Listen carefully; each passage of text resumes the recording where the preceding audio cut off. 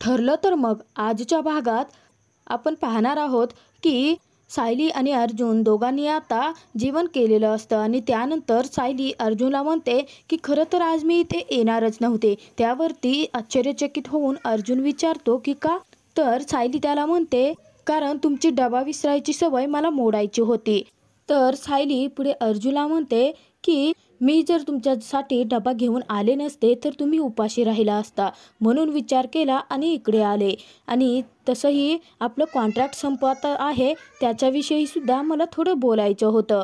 तर अर्जुन सायलीला म्हणतो की मग बोलूयात का? आणि त्यानंतर अर्जुन कॉन्ट्रॅक्टची फाईल काढतो आणि सायलीला म्हणतो की हे आपलं कॉन्ट्रॅक्ट. तेव्हा सायली अर्जुनकडे पाहते तर त्यानंतर अर्जुन आणि सायली दोघांनाही आता कॉन्ट्रॅक्ट करतेवेळेच्या सर्व काही गोष्टी आठवत असतात.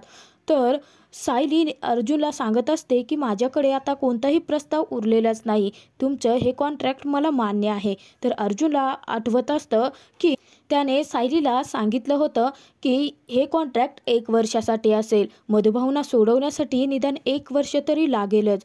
आणि या कॉन्ट्रॅक्टमध्ये आपल्यात इमोशनल आणि फिजिकल असं कोणतंही नातं नसणार आहे. आपण फक्त आणि फक्त बाहेरच्या जगासाठी नवरा आणि बायको म्हणून राहणार आहोत. मग तुम्ही आता माझ्याशी लग्न करायला तयार आहात ना? त्यावरती सायली अर्जुनला म्हटलेली असते की हो सर, मी तुमच्याशी कॉन्ट्रॅक्ट मॅरेज करायला तयार आहे. आणि त्यानंतर सायलीने कॉन्ट्रॅक्टवरती सह्या केलेल्या असतात. तर आता सायली आणि अर्जुन दोघांमध्ये झालेलं ते कॉन्ट्रॅक्ट सायली आणि अर्जुन दोघांनाही आठवत असतं आणि दोघे आता खूप इमोशनल झालेले असतात.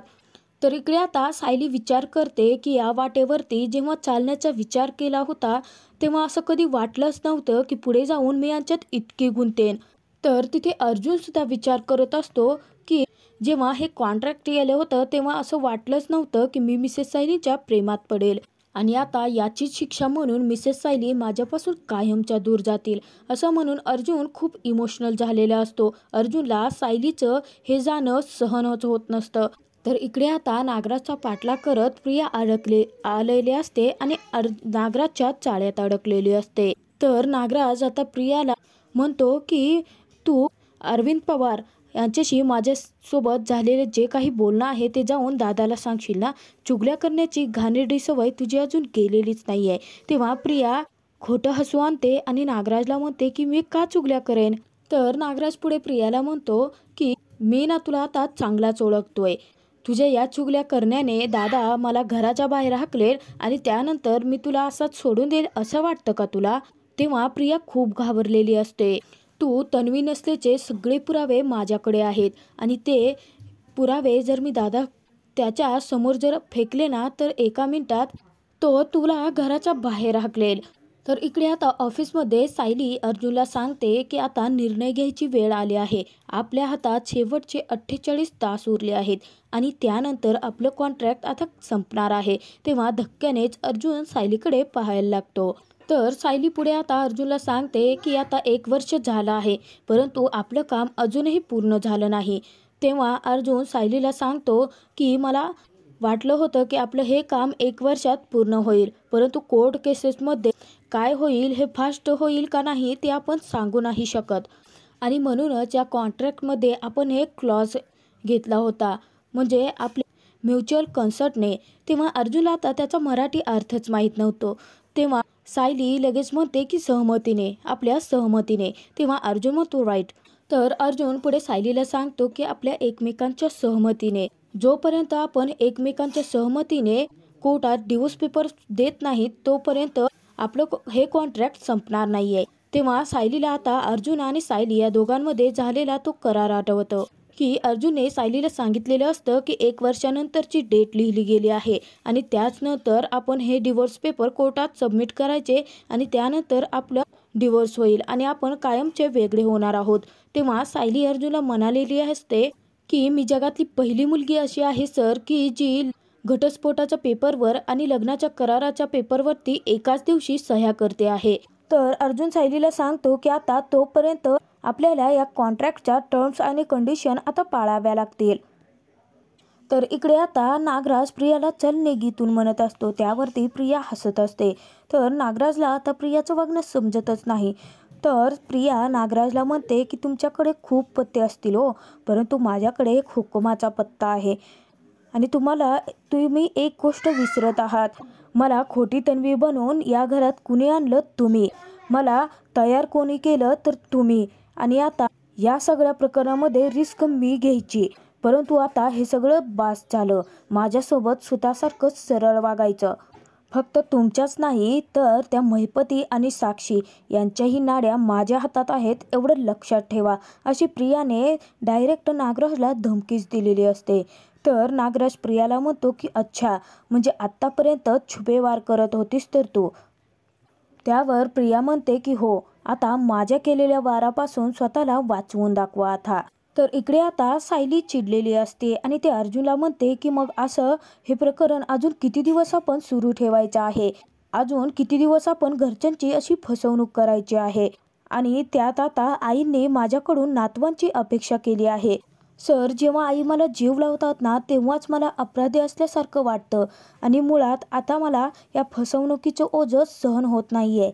आणि तसंही ज्या लग्नाला आता भविष्यच नाही आहे, ते लग्न आपण असंच सुरू का ठेवायचं? सायलीच्या त्या वाक्यावरती धक्क्यानेच अर्जुन सायलीकडे पाहायला लागतो.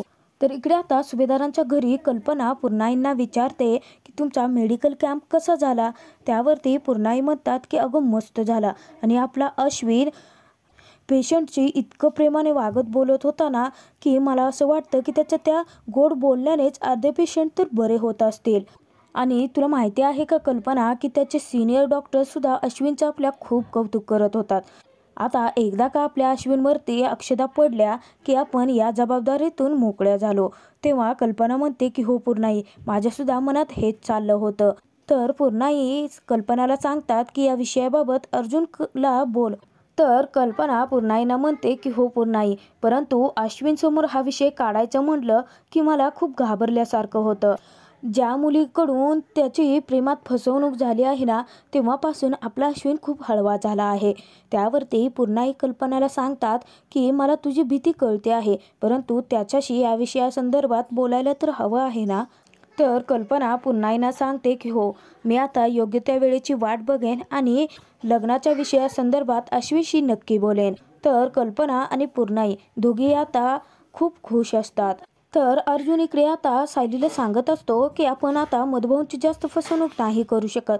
तुम्ही म्हणताय ते अगदी बरोबर आहे. आणि अर्जुन आता कॉन्ट्रॅक्टची ती फाईल कपाटात ठेवत असतो. इतक्यातच तिथे गोरेबाईंची एंट्री होते आणि गोरेबाई विचार करतात की या फाईलवरती कॉन्ट्रॅक्ट मॅरेज असं तर लिहिलं नव्हतं ना. तेव्हा आता अर्जुन आणि सायली एकमेकांकडे पाहायला लागतात आणि गोरेबाई कोणत्या विचारात गुंतलेले असतात हे त्या दोघांनाही कळत नाही. तर अर्जुन आता चुटके वाजवतो आणि गोरेबाईंना भानावरती आणतो. तर अर्जुन म्हणतो की काय काम आहे आणि तुम्ही असं नॉक न करता कसं काय आलात? तेव्हा गोरेबाई म्हणतात की ही एका केसची फाईल आहे, तीच देण्यासाठी आले होते. तेव्हा अर्जुन तिथे ठेवण्यासाठी सांगतो. इतक्यात आता चैतन्य धावत पळत अर्जुनची भेट घेण्यासाठी आलेला असतो. तेव्हा गोरेबाईंना चैतन्याला पाहून धक्काच बसतो.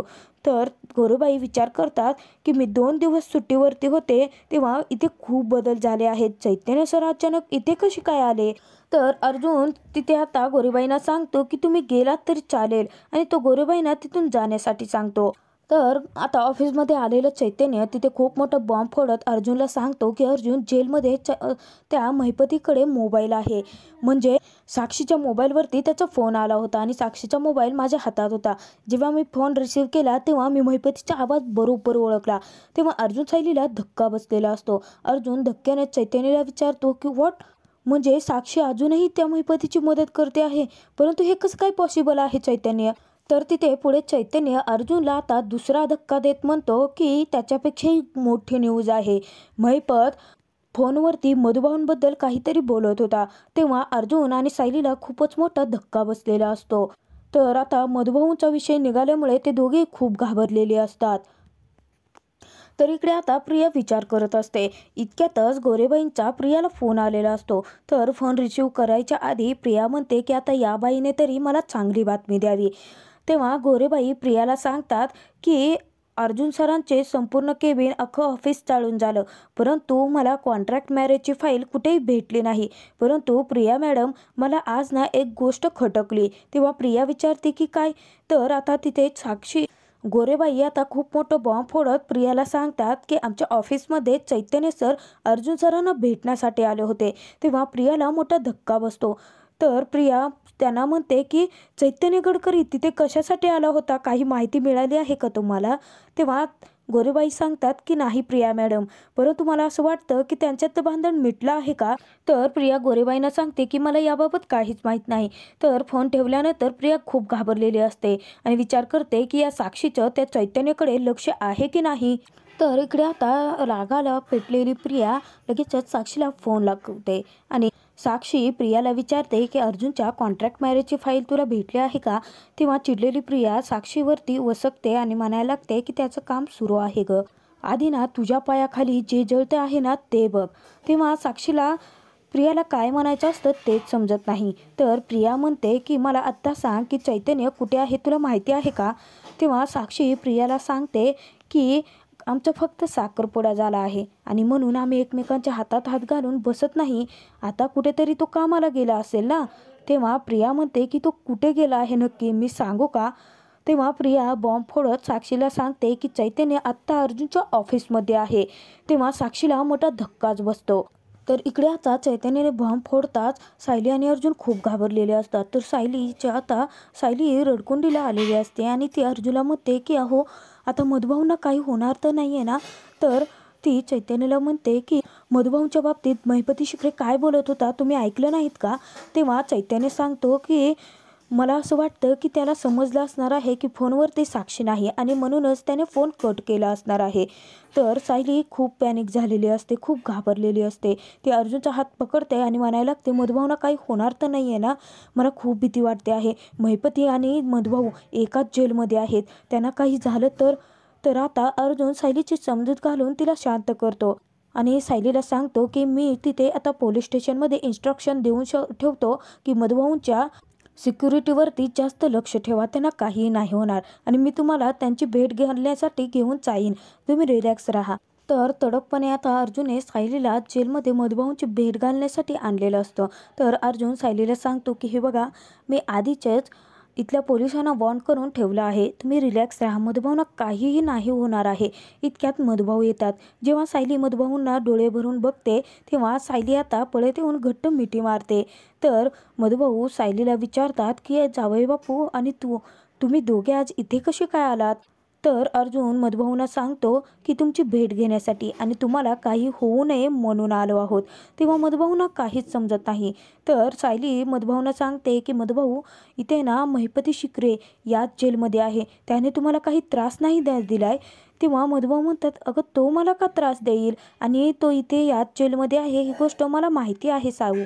तर मधुभाऊ सायलीला सांगतात की अगं बागकाम करताना वगैरे मी त्याला पाहिलं आहे आणि तू अजिबात काळजी करू नकोस, इथे जागता पहारा आहे. तेव्हा अर्जुन मधुभाऊंना सांगतो की या जागत्या पहाऱ्याचा त्याला काहीच फरक पडत नाही आणि या सगळ्या प्रकरणामध्ये त्याने इथे मोबाईल फोनसुद्धा मिळवला आहे आणि तो आता बाहेर फोन करून त्याचे काळे धंदे तसेच चालवतोय. तेव्हा मधुभाऊला धक्का बसतो.